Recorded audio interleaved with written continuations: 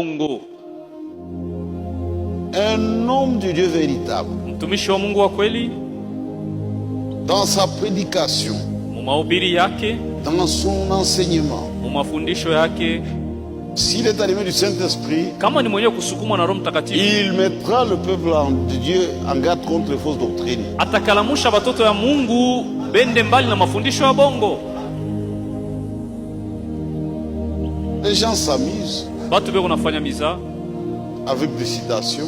misemo, Peu importe ce que nous croyons, haizuru vyote tunaamini. si nous avons l'amour, Kama tuko na mapendo nous allons entrer. tutaingia. Vous avez l'amour de quoi? Mungu na mapendo ya nini? Nous avons reçu l'amour de la Shi vérité. tulipokea mapendo ya Et ukweli, la vérité, c'est la parole de na Dieu. ukweli ni neno la Mungu.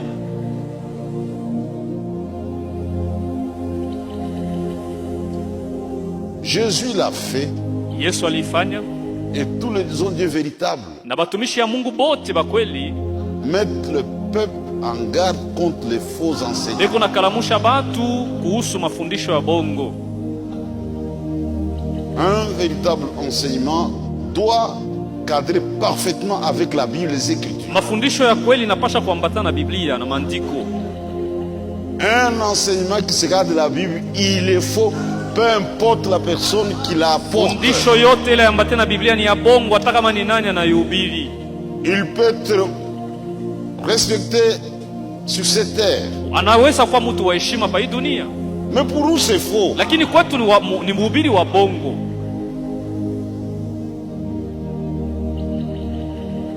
Paul disait à Timothée, Paulo alikuwa anaambia Timotheo, veille sur toi-même kesha juu yako et sur ton enseignement, na juu ya mafundisho yako, c'est ainsi que tu te sauveras njo vile utajiokoa weye et tu auras aussi ceux qui t'écoutent. na kuokoa bale beko na kusikia. On ne peut pas négliger. Atupashe kusula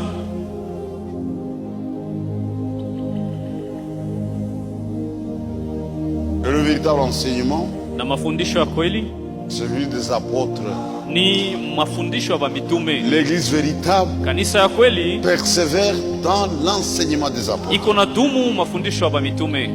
C'est pourquoi à la fin du temps de la grâce, Ndio kwa maana kumwisho wakati wa neema Dieu a fait l'histoire du salut. Mungu alitimiza historia ya Il a wokovu. envoyé un prophète Alituma nabii pour nous ramener ili apate à la kuturudisha foi apostolique. kuimani ya C'est ce que mitume. nous lisons Ndio ile tunasema, dans Malachie 4. tunasoma Malakia sura 5, 4 6. mstari wa 5 mpaka wa Et 6. aujourd'hui, Na leo nos cœurs mioyo yetu ont été ramenés inarudishwa à la foi apostolique. kuimani ya mitume. Le cœur des élus Mioyo ya bateule ont été ramenés à la foi apostolique. inesha kurudishwa kuimani ya mitume.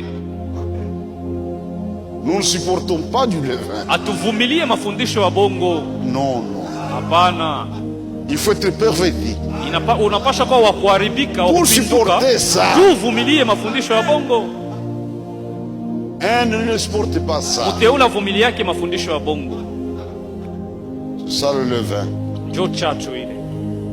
Maintenant, le grand apôtre Paul, Sasa mtume mkubwa Paulo dans sa première épître, mubarua yake ya kwanza au chapitre 5, sura ya 5 le verset 6 à 8, mstari wa 6 mpaka wa 8 il parle sur du levain.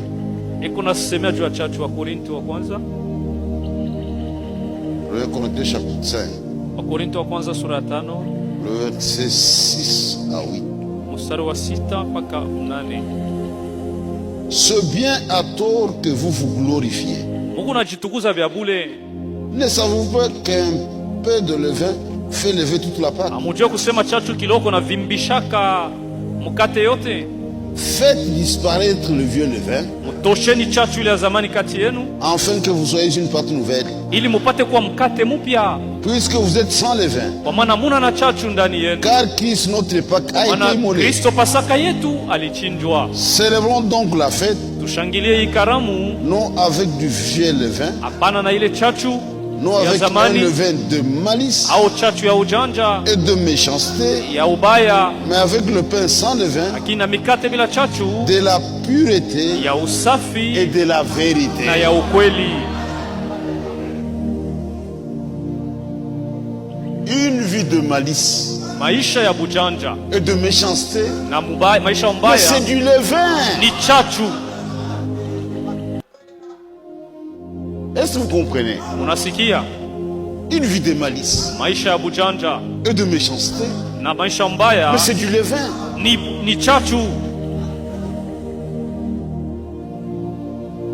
Si vous êtes dans cette vie, Kama uko na maisha ya vile, vous n'êtes pas pour la sainte. hauna tayari njoo kukaribia meza ya Bwana. Vous menez une vie de pureté Napasha kuishi maisha safi et de vérité. na maisha ya kweli.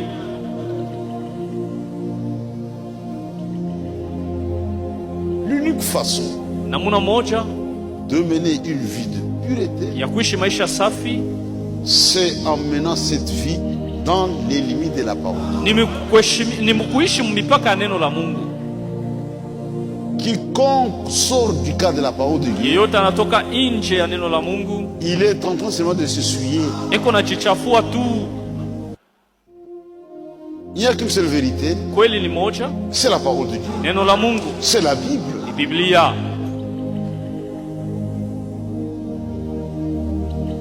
Une vie de malice. Maisha ya bujanja,